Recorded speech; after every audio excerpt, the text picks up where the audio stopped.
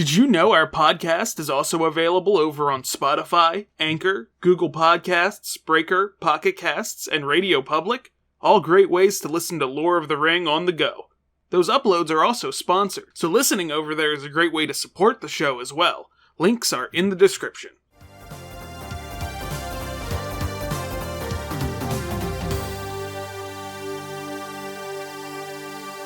Hello, welcome to Lore of the Ring, where I describe terrible wrestling lore to my co-host. I'm Dan. I'm Daphne. And today we're talking about general rules of wrestling, as well as certain match types and championships. Before we get into that, I just want to plug Queer Kaiju again for composing our opening theme. Definitely go check out their work, it's really good. Yeah, no, it's really fun. I'm actually looking at, I might be commissioning them for something myself eventually, so go check them out when you can, because I really like what they did for us. So, Daphne, what do you think the rules, just the general rules of wrestling matches are? Oh, gosh. I've wondered if you would ask me this, so I intentionally decided not to learn anything between now and last episode, just in case, as I want to come into this totally fresh. I'm assuming that there are, I might be thinking of a boxing thing. I was thinking of the phrase "no holds barred" and assuming that means that sometimes specific ways to hold someone are in fact barred. As far as I've been able to tell, the object of wrestling is to subdue or immobilize your opponent long enough for the referee to count them out. I've seen people do that to 3. I think I've seen people count to 10, I want to say. And I feel like I'm probably mixing a lot of boxing and wrestling memories up in my head now, because I've not paid a terrible amount of attention to the specific rules of each one of those things. I know that I'm assuming that you're not normally supposed to be in and out of the ring. You're supposed to stay confined to that space. And I assume this because it's usually treated as a big deal when people are, leaving the ring or bringing in foreign objects or I'm assuming that the interaction with the environment that seems like a big deal is because you're not supposed to do it normally. So I guess I would assume that you're supposed to stay within the ring, and that you're supposed to immobilize or incapacitate someone in a specific amount of time, I guess. And if there are any other rules, they're kind of eluding me. I know that there are rules against bringing foreign objects into the ring, which are often broken. That constantly broken. There's actually, the only reason I knew that off the top of my head is because one of my favorite bands, the Mountain Goats, did an entire album, a concept album that was all about lucha libre, and there's a song called "Foreign Object," which is about a wrestler bringing a foreign object into the ring. It has one of my favorite song lyrics, which is, "I personally will stab you in the eye with a foreign object," which is maybe the best line a song has ever had. I will send you that link after the episode. I'm definitely gonna have to listen. I think you'll dig it. I think you'll like that whole album because it's very in line with what we've been talking about. Okay. That's all I have as far as what I presume the rules of wrestling are. I will be taking notes on everything that I learn I was wrong about. Yeah, so the count to 3, that's for a pinfall, where you have to hold their shoulders down for 3 seconds. The count to 10 is for a knockout. That's the rarest way a match ends, and that's normally only counted if both wrestlers manage to knock themselves out at the same time. Huh, okay. So the referee starts to count, and depending on match type or just how it ends, they might have one person stay knocked out, or it depends from match to match. Another way someone can lose is by submission, which is holding them in a painful hold to the point they either A, pass out, or B, they physically tap out on the mat, saying they give up. Okay, I've seen the, I've not only heard that expression, but I've seen that done in a couple, fictionalized accounts of wrestling, so that makes sense. Okay.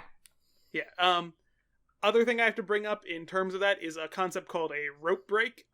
In order to get out of a pin or submission without having to physically breakout, the wrestler can grab a hold of the rope, and the referee will either stop counting the pin or advise the person who's holding in the submission to release the hold.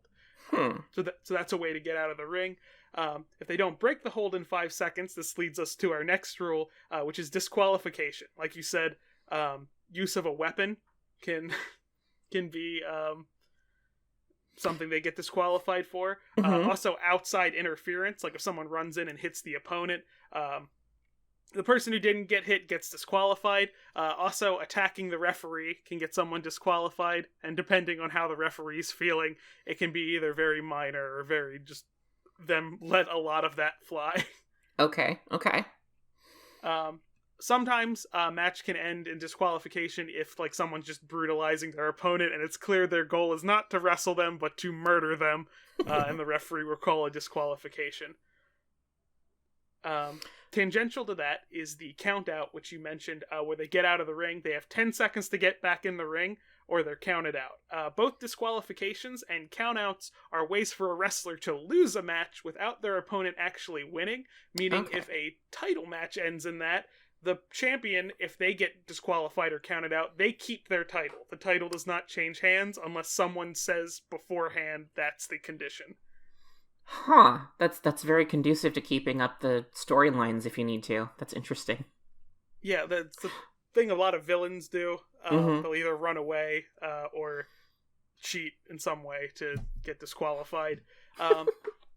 Also, the referees are kind of... like, they're written to not be that smart. Like, they can't intuit what's going on. So there's a wrestler named Eddie Guerrero, or he's no longer with us, but his whole thing in his theme song is that he would lie, cheat, and steal. It says that when he's coming out to the ring.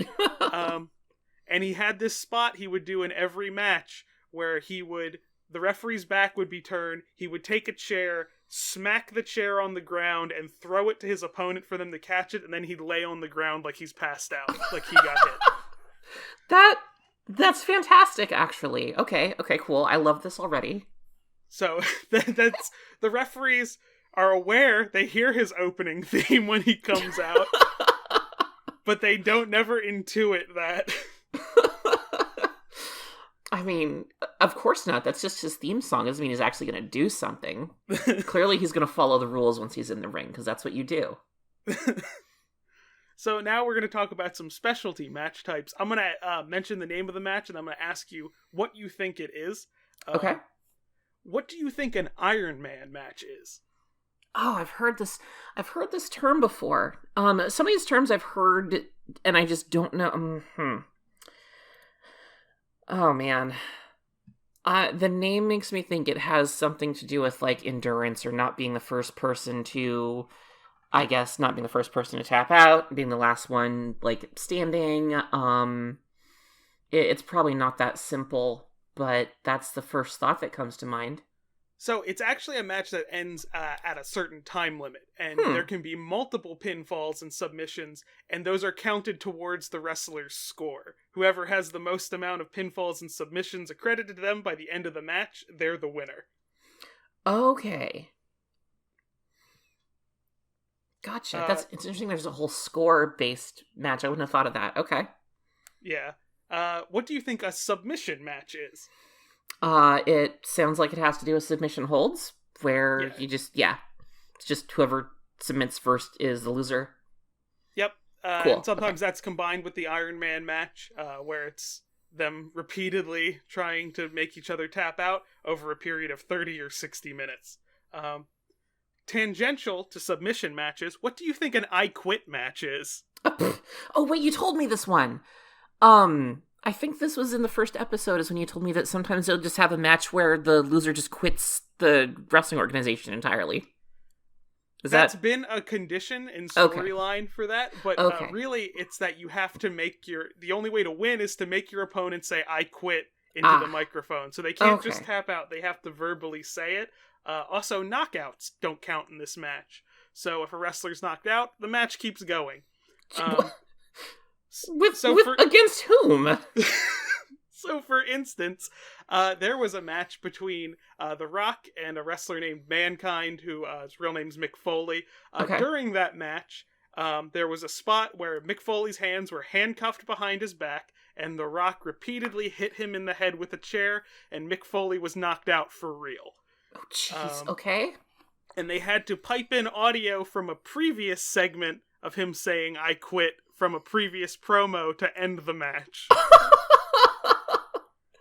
I mean, it was very obvious they did that because for some reason the cameraman decided to zoom in on Mick's face, so it was turned into a storyline thing. But you could just hear him thinking it in his unconsciousness. God. Huh. Okay. Interesting. Yeah, equally tangential to that. What do you think a last man standing match is? I mean, I'm assuming that has multiple, like more than 2 people involved, because that implies a large amount of participants. So it's normally a one-on-one match, but it's been multiple before. It's where the only win condition is knockout. You have to knock them out for 10 seconds. Okay. That's fair. Okay, that makes sense. And there's no disqualification in that match, much like the I Quit match, so there's no disqualification in that. Jeez, okay. What do you think a hardcore match is? Oh god. I was gonna make a video game joke and I'm not gonna bother. What is a hardcore match? Looking at the previous matches we've talked about. I'm guessing that also includes no disqualifications. I can't think of anything else that would make it harder, but that seems like a start. So, that is correct. There's no disqualifications. But also, there's pretty much, the rules are extremely loose in that the pin and submission does not have to take place in the ring. It can take place anywhere. Outside the ring, backstage, in the audience. Cool, okay. There's been times where a hardcore match begins at the start of the show, and their fight spills to the backstage, and we just lose track of them, and we just rejoin them every little bit of the show, with them either fighting through interviews that other wrestlers are doing, or them just being like, "Oh, we found out where they are." That's already my favorite. That's fantastic. Cool, okay. That's my new favorite kind, because that's just really, there's so much comedic value in that. And what do you think a first blood match is? Oh god. I'm assuming it's just as simple as the name makes it sound, and it's just whoever draws blood first wins? Yes. Okay. What do you think a ladder match is? Oh, well, I've seen a couple. I've seen GIFs of this. I know I've seen footage of this in a couple places. And I've heard it referenced before. There is a ladder at the center of the ring. And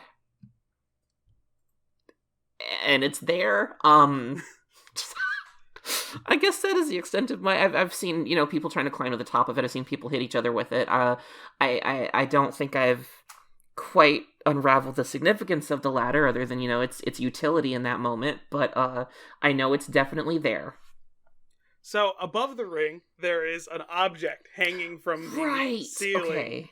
So, and that's either been a title belt or a briefcase. Briefcase full of money. Okay. Or in the case of one of the video games, a pair of panties. Right. Because wrestling in the mid-2000s was just like that. Mm-hmm. And the win condition is to be the one to retrieve whatever that is from the top of the ladder. Right. Okay. I don't know how I forgot about that part. Okay. So now we're going to get into a specific subset of matches that take place in a cage. We're going to go from the most common to significantly less common to, like, it just happened only once. Okay. What do you think the win conditions for the average cage match are? I would assume that, knockouts are still a win condition. I would assume that submission is still, well, maybe not. I'm just gonna guess. I'm gonna assume that knockouts and submissions are, win conditions for cage matches. I'm gonna assume that asking to be let out, or like getting out of the cage or something, like you just fucking bail, is a condition under which you would lose a cage match. So currently, the win condition of the cage match is to escape the cage. Oh, I was so off. So there can be submission and pinfalls, but that needs to be specified beforehand. Back in older wrestling, escaping the cage wasn't a thing for people to do. And I think that would result in disqualification. The only case of back in the day that happening that I can remember is a time between the wrestlers Bruiser Brody and Lex Luger, at which point halfway through the match, Bruiser Brody decided to stop selling Luger's moves and start trying to fight him for real, at which point Lex Luger was like, oh well, and left. I mean, that's one way to solve your problems, I guess. So Luger was disqualified because of that. So... yeah, that checks out. What do you think a Hell in the Cell match is? I've also heard that term before, and I can't remember what that means. Oh, man. Dang it, I know I've heard of these. I'm gonna say that's the one where you can't leave. So people have escaped this, but it's more just an environmental thing. It's a normal no disqualification match, but the whole ring and the surrounding area is surrounded with a big cage with a top on it. There have been times of people climbing physically on top of the cage. Yeah. For instance, the most famous incident of this is with Mankind again, Mick Foley. In his match with Undertaker when he was thrown off the top of it through the announce table. That was a planned spot. He came back after the EMTs tried to take him away, at which point he climbed back up and started fighting the Undertaker again, but then the cage gave way and he fell through to the ring, and that was not planned. 3 of his teeth went through his upper lip and ended up in his nose. Oh, wow, right, yeah. That'll happen. We're gonna do an episode entirely on Mick Foley soon because I love that man. I vaguely remember Mankind from the older wrestling video games that I used to either watch my cousins play or briefly play with them. So I this is another name that I know, and I will finally have information to connect to this video game man. Yeah. I'm very excited. So this one, we're down to this has only happened 2 or 3 times. What do you think a Punjabi prison match is? Does that have to do with it can't. Is that the right term? The thing with the it makes me think of the pit that you dig where you put sharpened stakes at the bottom. I think that was I don't remember if that's what that was called or not. I cannot fathom what this might be a reference to. So, it is a cage match with 2 layers of cages, but instead of it being made out of metal and cage, it's sharpened sticks. It is sharpened sticks. Okay. So the first the first layer of cage has timed doors that are only open for a certain amount of time. Okay. So that you can avoid climbing over the sharp sticks. But then you're going to have, when you're outside the ring, you have to climb over the second layer of sharp sticks anyway. Jeez. Okay. Oh, I was thinking of punji stick or punji steak. Okay, so I was close. God, how do you do the timed... I'm sorry to interrupt. How do you do the timer on the doors? The referees are just sitting there. Oh, okay. I don't know why I was overthinking it like that. So we're at the final one. This one has only happened once. This is called a Chamber of Horrors match. Mm-hmm. Do you hazard to guess what the win condition of this is? Oh, I don't think I should. I don't anticipate I'm going to guess correctly. So, this has only happened once. So, it was the opening match to WCW pay-per-view Halloween Havoc 1991, and it was the team of Sting, El Gigante, Rick Steiner, and Scott Steiner versus Abdullah the Butcher, Scott Hall, Mick Foley again, and Big Van Vader. Okay. So there's a big cage around the ring like a Hell in the Cell, but then there's a smaller cage in the middle of the ring, and in that cage is an electric chair. Oh. Of course. The goal is to strap one of your opponents into the electric chair, and on the other side of the ring there's a switch to turn it on. Okay, of course. I mean, I guess that's Halloween-y. That's definitely gonna cause havoc. Yeah, so I think this was the biggest match of this pay-per-view, especially because they have promos where Elvira's promoting it. Oh, geez, yeah.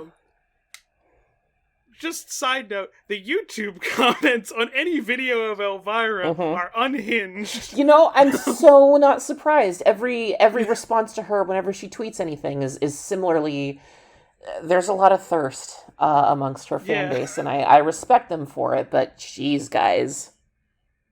So, the match ended when Abdullah the Butcher almost had Rick Steiner strapped into the chair, but he was reversed, and Abdullah was strapped into the chair. Mick Foley, not realizing his partner was in the chair, flipped the switch and electrocuted him, causing them to lose the match. Now, in terms of showmanship, they went the full distance with this. They had the lights in the stadium flicker. They had fireworks go off. They had him convulse in the chair and like foam up a little bit. Now, being that this was the early 90s, a non-0% of this audience definitely thought they just witnessed a murder. Oh, absolutely.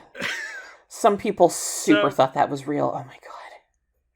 So WCW thankfully planned for this, and after the match, Foley went to his partner and quickly unstrapped him and like tried to revive him, but he isn't reacting.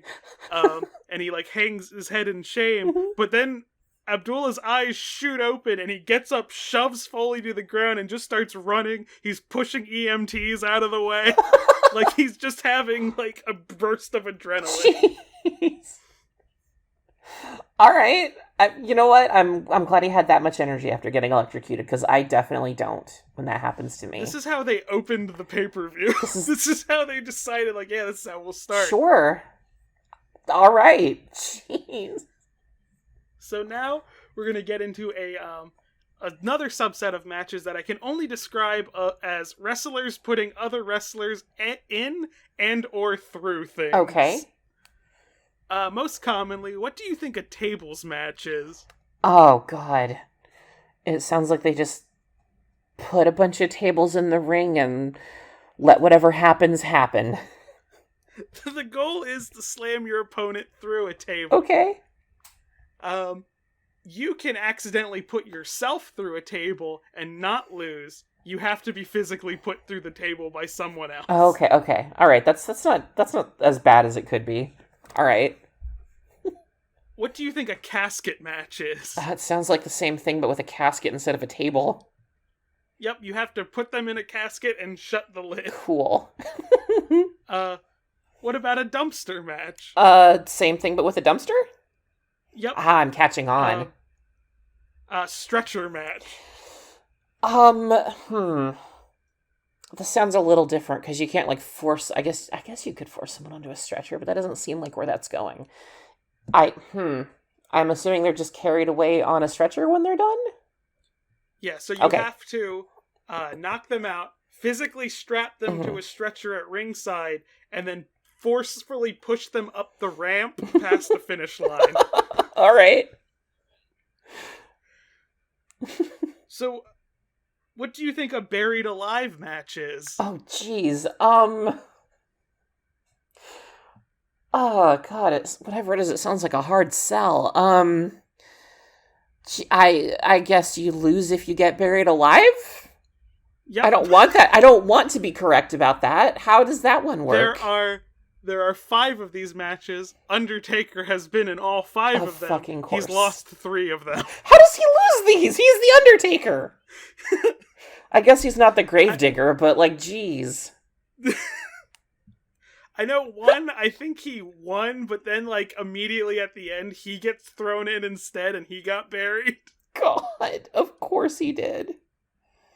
So, final one of this type, what do you think an Inferno match is? Oh, God, I know better than to hope there's no actual fire involved. I don't think I can rule that out at this point. something's on fire, I'm assuming, whatever the other rules are for this. So, all four sides of the ring are set ablaze. Okay, all right, I was right. And the goal is to set your opponent on fire. Of course it is. Now, I believe all the ones that have taken place in WWE have involved Kane. God, how come Kane and Undertaker get their own, like, themed matches? I mean, Punjabi Prison was themed around the wrestler, the Great Khali. Oh, okay. But because he was, 7'11" and not very mobile, he wasn't medically cleared for it, so he's never actually wrestled in it. Oh, okay.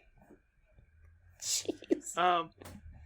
So now we're gonna get to, the matches that I think are designed by crazy people, or as everyone else knows them, the death match. Okay. Which are essentially hardcore matches, but with additional stipulations. I'm not going to make you guess these, because you're just hoping for the best for these, but they're all exactly what you think. Oh, man. The alligator death match, in which the loser has to wrestle a live alligator. Okay. The piranha death match, where where to win you have to submerge this opponent's head into a tank of live piranhas for 10 seconds. Okay. The exploding barbed wire death match, which is ropes are coated in barbed wire, explosives are put outside the ring, there's a time limit. If no one gets pinned in the time limit, the ring explodes. All right. That's reasonable. And then there's the craziest named one. I just love the name. The no rope electrified barbed wire swimming pool dynamite double hell death match. Barbed wire, swimming pool, dynamite, double hell. My notes are going to be interesting for this episode. Dynamite double. What the entire hell and fuck does that mean? So the ring is in the middle of a pool. The wrestlers had to be carted there on little boats. There are mines in the water that explode if someone falls in. There's no rope. There's only barbed wire instead of rope. And things are going to explode eventually. How many of these have they done? I believe there's only been one, but that's because there's more deathmatch types that they can try. Jeez. Yeah, now most deathmatch stipulations originate from Japanese promotions. Like I said, most of their stuff is based out of in-ring psychology, so I think that match type is really to drive home when two people really hate each other. Okay. That makes sense based on, if you're going to go to that extreme, it's got to be for somebody you super despise, so that checks out. So, I want to get into the concept of championships now, which is kind of the main driving force in the narrative. It's the reason you can get multiple people to fight outside of interpersonal issues, because they want the championship. There's basically 4 tiers of championship. There's the World Championship, which is the one everyone wants. It's the biggest prize. There's the Tag Championship, which is held by a team of 2 people. There's the Secondary Championship, which under the right circumstances can be seen as like equal to the World Championship. And then there's like the Divisional or Conditional Championship, which is the weirder ones that I'm going to get to talk about a little more. So, in terms of, I'm going to talk about WWE right now, because that's the easiest one to talk about. In terms of World Championships, if we're going to take how WWE wants us to look at it, there's currently 6. For the branded show Raw, they have the WWE Championship and the Raw Women's Championship.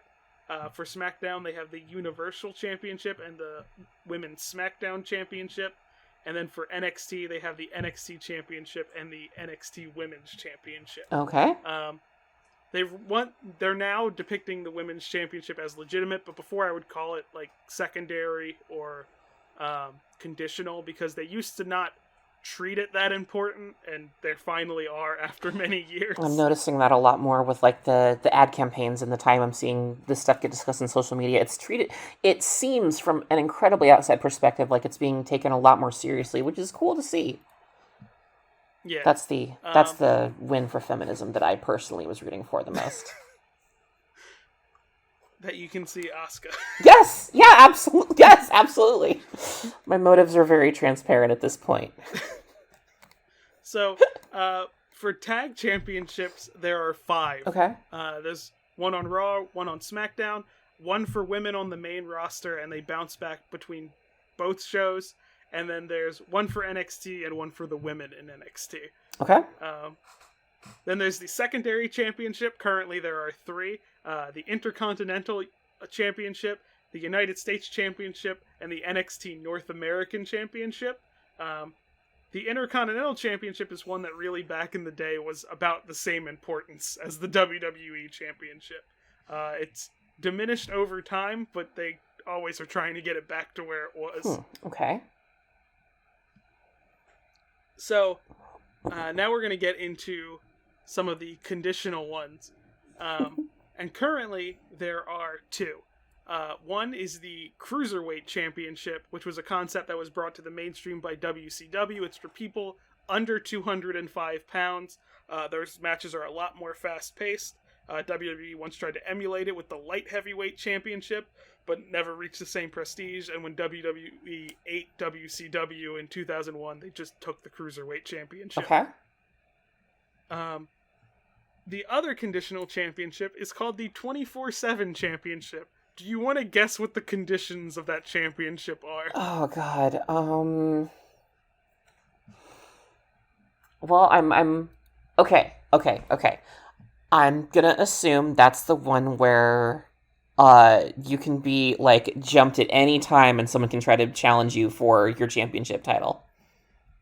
Yep. Oh! 24 hours a day, 7 days a week. Anytime someone wants to throw down. It's taken place at weird times, like Fox's New Year's Eve program in Times Square, and it changed hands twice there on New Year's. All right. It's been held by both football player Rob Gronkowski and top Billboard selling artist Bad Bunny. Okay. Really, right now, it's to give the wrestler R-Truth something to do. Because a lot of people think he's funny, and he's kind of unhinged on the microphone, but in more of an intentional way than Scott Steiner. So the 24/7 win condition isn't new to this. The old Hardcore Championship had that as well, and that used to be a thing. They would have hardcore hijinks on every show, where people would get knocked out, and then, like, the championship would get stolen from them. God, okay. One time, I believe, in the middle of a WrestleMania Hardcore Championship match, someone not involved in the match came in and pinned someone else to end it. Good. I mean, I like the opportunism. That seems like it's a good twist. I'm into it. So, the belt that I want to talk about, though, is the Iron Man Heavyweight Championship from the wrestling company from Japan, DDT. The current champion is Sakiake, who's currently in her 19th title reign, but that's probably changed already from the time I've done research. So now that 24/7 championship, you know some of the ones who held that, like the celebrities. Do you want to guess some of the people who may have held the Iron Man Heavyweight Championship? Well, you said DDT was from Japan. Would it be people we've talked about previously, like Muta, or? It would be concepts of people you would be familiar with. Oh? What concepts of people am I familiar with? In terms of human beings that have held the title. Oh. At one point, 3 elementary school girls held the title at the same time after holding a wrestler down. Okay, all right. I see where you're... Okay, I thought I was guessing individual people. That's substantially more interesting than I thought I was trying to guess. That's fair. At another point, an entire audience of an event managed to win it. That's okay. That's really good. In terms of non-human living things that have won it, I'm gonna guess at least one dog. there was Yat-chan, who is one of the monkeys from that restaurant that gets served by monkeys at. Okay. There was Kokolo, a miniature dachshund. Okay. And Bunny, who is a cat. And, okay, all right. Naturally. So, and there's one more type that I want you to try to guess of just things that have won the title. Okay. If you want to guess. I was going to assume either a bear or a kangaroo. So we're in terms of non-living things at this point. Like a stage light that fell down on someone? So 3 separate ladders Holy have shit. won the championship. All right. Although they're treated as a singular reign. Weirdly, the first time the ladder won the championship, they didn't just have someone pin the ladder. They had to have a meeting with the ladder where it relinquished it. 2 separate blow-up dolls. Okay. Where one lost it after it was quote-unquote murdered. Deflated, I'm assuming. Okay. Several stuffed animals. God, all right. At one point, a bus. Perfect. Vince McMahon's Hollywood Walk of Fame star. How? I don't know how that worked. You know what? Fair. Did they... and at one point, my favorite, the title itself won Title won itself. I love it. How? How does that work? Like... It was on the person who was laying down. Okay. Oh, yeah. No, actually, that makes sense.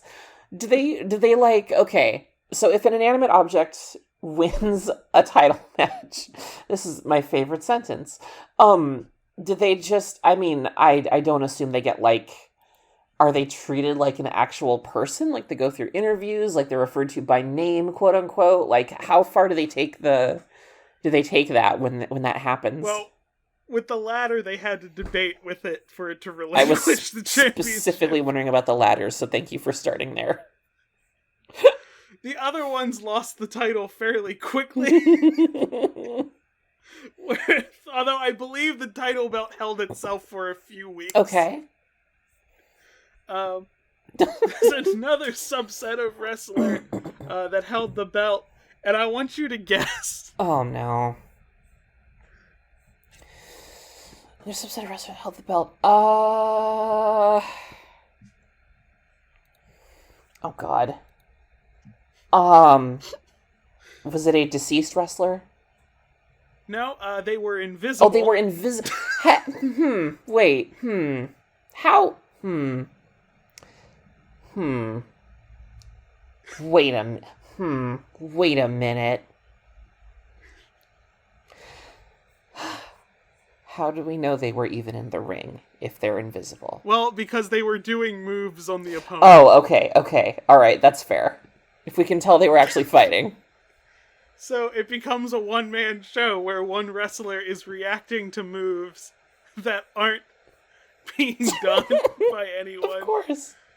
They've done this with the stuffed animal as well, where the stuffed animal has power-bombed them off the top rope. Okay. I mean, that's like a staple of acting alongside the Muppets. Like, I've seen that in action in, Muppet stuff fight scenes. So, that one I can visualize pretty easily. So, 2 different invisible men held this title. The first one was killed with a ray gun and lost the championship by knockout. Okay. So then there was a different one later. Did they ever fight each other? I have to ask. So. Okay. I had to ask. Great if they did. I had to wonder, because I would like to have seen that. Because it changed hands after a murder, it's also changed hands in other weird ways, including being held for auction, one time being won in a rock, paper, scissors match. Okay. And the other time, someone lost the title after they were pinned in a dream. Wait! Did we see the dream happening? Did they just come to work and say they dreamed that this happened and they gave it to whoever they dreamed pinned them? Some things are best left a mystery. Oh man, I'm gonna wonder about that for the rest of my life. It's gonna be up there with why Vince McMahon is the way he is.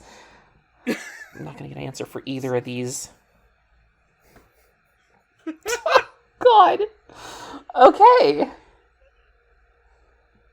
It's so good. It's phenomenal. God, even just telling me the different types of matches took us to such a weird place already. Since I have a little bit of time, You do, yes. I'm going to tell you about some additional match types that have also only happened once or twice. Okay.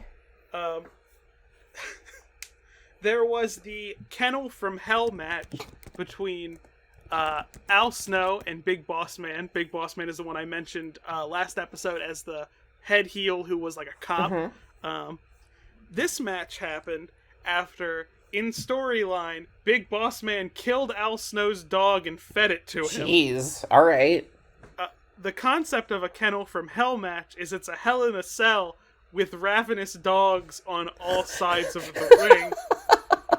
Okay. I want you to guess how that went. I'm gonna guess that some of the dogs just didn't even. They just left. They were just done. They just didn't care. They did not care. They they crapped by the ring. Yep. They peed, and they copulated with one another. Okay, yeah, that's about what I was expecting. I want to just know why. I mean, I'm just gonna assume it was a Vince joint. Like, what else are we to assume? Another type of cage match that's only happened once is called a King of the Road match. Okay. What do you think that is? I really hope it means that someone gets hit with a road sign at some point. So it's a cage match, but it's tied to the back of a moving vehicle. Oh no. Oh, that sounds so dangerous. Both wrestlers were fired after this match because they both bladed, which was when you cut part of your forehead to bleed, which was not allowed at WCW, so they were both fired. I've heard of that before. It's just supposed to make the match look more like dramatic, right? From what I've heard. Yeah. Okay. Yeah. Where did I learn that? God, whatever.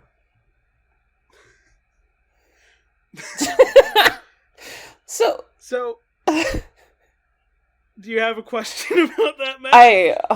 Honey, I always have so many questions. I don't. No, you know what? No, I don't. So I'm going to go off a little tangential to ladder matches. There's another type of match called a pole match, where instead of being held in the center of the ring, it's on a giant pole on the turnbuckle. Oh, like a vertical pole? Yeah, so instead of getting a ladder, you have to climb the pole. Oh, okay. And there's a variation of this where there's a four corners one, where there's ones in each corner with a hidden item that is either the thing they're trying to win or a weapon, or at one point a framed picture of wrestler Scott Hall. Surprise tool that'll help us later. I'm going to send you the picture. Oh no. of that being open. Every time there's a picture, things get so out of control. I need to find it. It's gonna have to be no. Part of the episode now. I have to imagine that, and I have to imagine the dream fight. Here we okay. go. I found it. Oh. Oh, they edited it. Yep, they did edit it. What was the original version? Because I can tell that's an edited GIF. What's the real thing? I hate that it was edited. I just trusted it. And you didn't catch it. Oh no.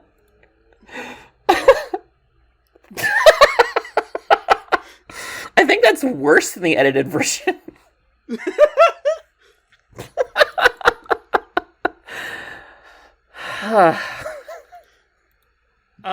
At one one point they wanted to do a variation of this. At one point, wrestler Buff Bagwell's mother was kidnapped, with the condition being, if he lost this match, his mother would have to become the personal valet of the person who kidnapped them. no. But they realized they can't they can't put a human being on a pole. So instead they were on a forklift. Okay. Which is the one time we've ever had a Judy Bagwell on a forklift match. I mean, that's easier to climb than just shimmying up a pole, I would think. They didn't even climb it, they just had to lower the forklift. Oh, that's cute. Fun fact about her, she was WCW Tag Team Champion at one point. Really? After Buff Bagwell got injured, she replaced him. God, good for her. Is the joke that she's not a wrestler and she did that, or was she actually like a wrestler? Yeah. Okay. She was not. I know better than to assume. I just want you to look at how Buff Bagwell looks. I need you to know what he is. Oh, he's exactly as buff as I thought he would be, based on his name and it being written on his overalls. I hate his fucking hat. I hate that hat with all my fucking heart. Every time I see him in a different one, I get mad. I want to knock that hat off his head, and then he would just fling me straight through a wall, but it would be worth it.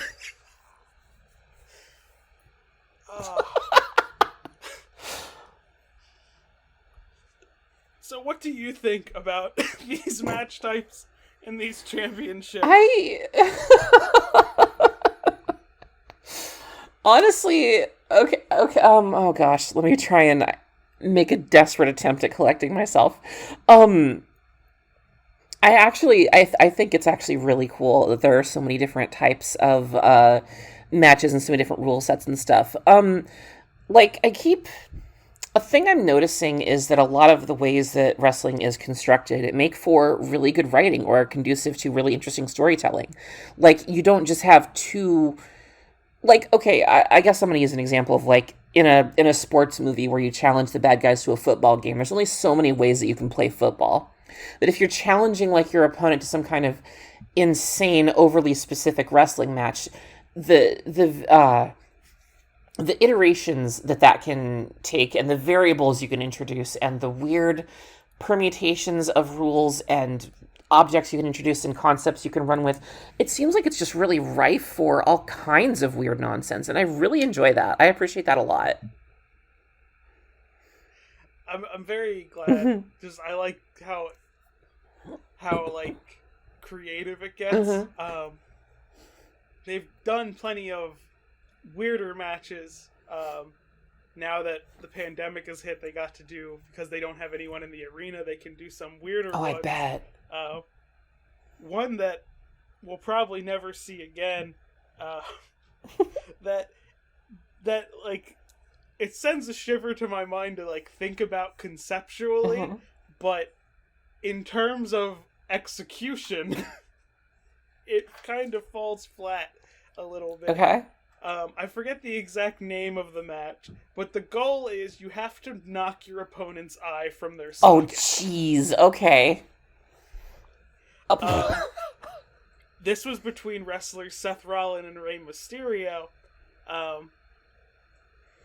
But, like, there's plenty of spots where because I'm weird about eye stuff, where they're, like, dangerously close to something near their eye, that it's like... Yeah, I don't know if... But then when you see the dumb jelly eye that they use, it's just, nah. Jeez. I'm glad you saved, not necessarily the strangest one, but a very weird one for last. God, good heavens. So how do you feel about watching your first match next week? I'm knowing this? Really excited. Honestly, now that I have the frame of reference for the rules and, you know, some of the characters and stuff, and just the overall concept, I'm really looking forward to it.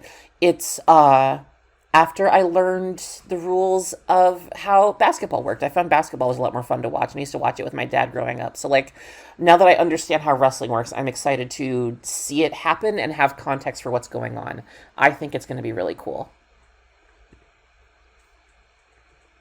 So, next week, join us when Daphne watches John Cena's first WWE Oh match. my god, yes.